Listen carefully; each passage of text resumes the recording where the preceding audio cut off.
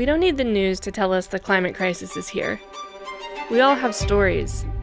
There's the time the sky turned orange and we walked outside to stare straight at the sun. There's the day the waters kept rising, the week our neighborhood lost power for days.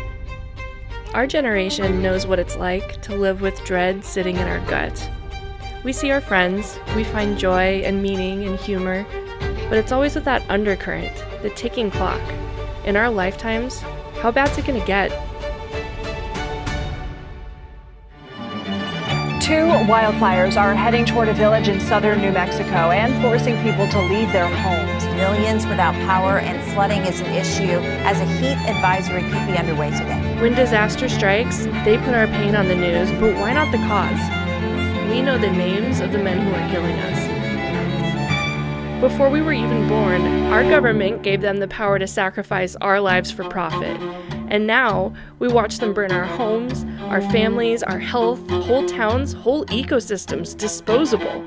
Because to them, working class lives, black and brown neighborhoods are just a price to be paid. Let the storms come, they say. We'll just build the walls higher. But there's something they can't control.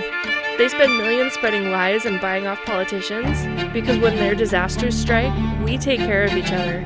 And we start asking, what's it actually going to take to keep each other safe? And that answer is a government that shows up for us instead of billionaires.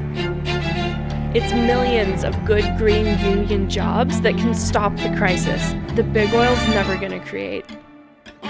It's safe and affordable housing to keep the storms out. It's healthcare as the temperatures rise and protection from our bosses so we don't die of heat stroke on the job. It's a green and reliable power grid to keep the lights on.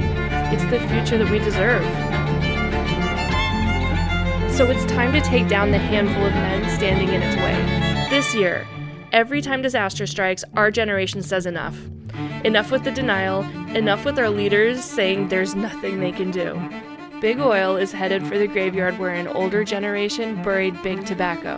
It's already started. Chicago is going after big oil. California is filing a lawsuit against ExxonMobil, Shell, Chevron, Phillips, BP, and the American students are calling on the Biden administration to declare a national climate emergency. I'm here for my family. I'm here for the people that I love. When we win a Green New Deal, when we take power from fossil fuel arsonists and their bought-out politicians, we'll show each other how to live without fear.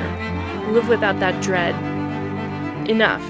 They don't have the power to kill us if the people say no.